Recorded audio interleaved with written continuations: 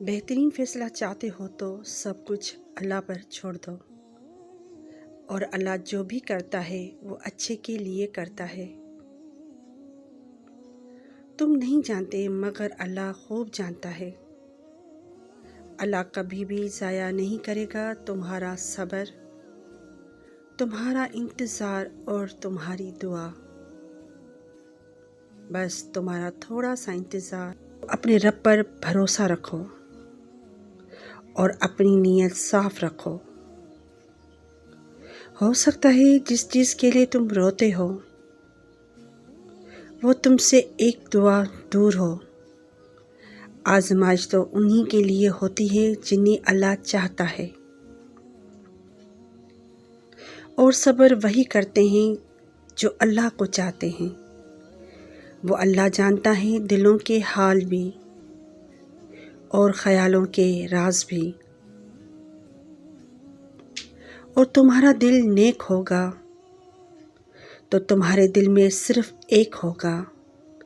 جتنی دفعہ تم اللہ کے آگے ہاتھ پھیلاتے ہو اتنی دفعہ تمہاری تقدیر بھی بدلتی ہے۔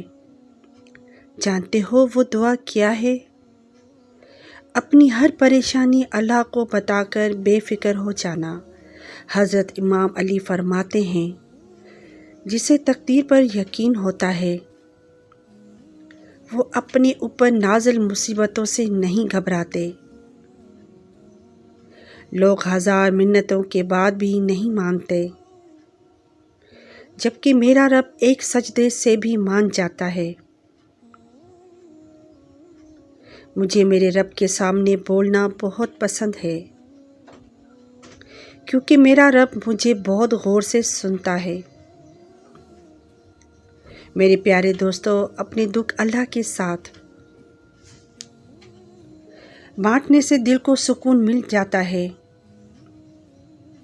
اور یہ بات ہمیشہ یاد رکھنا کہ اللہ تمہیں مشکل میں ڈالنے سے پہلے وہ تمہیں مشکل سے نکالنے کا وسیلہ بھی بنا دیتا ہے۔ دنیا کو چھوڑ کر اپنے رب کو راضی کرو۔ دنیا کسی کی بھی نہیں، رب راضی تو سب راضی۔ چاہے کتنے بھی تعلق ہوں، کتنے بھی رشتے ہوں، جب برا وقت آتا ہے تو سب کے چہرے بے نقاب ہو جاتے ہیں۔ ایک میرا رب ہے جو تجھ سے سچا پیار کرتا ہے اور تجھے اکیلا نہیں چھوڑتا۔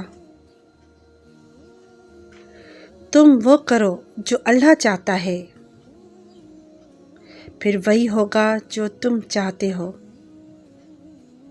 بس تم اپنے رب سے اپنا تعلق مضبوط رکھو۔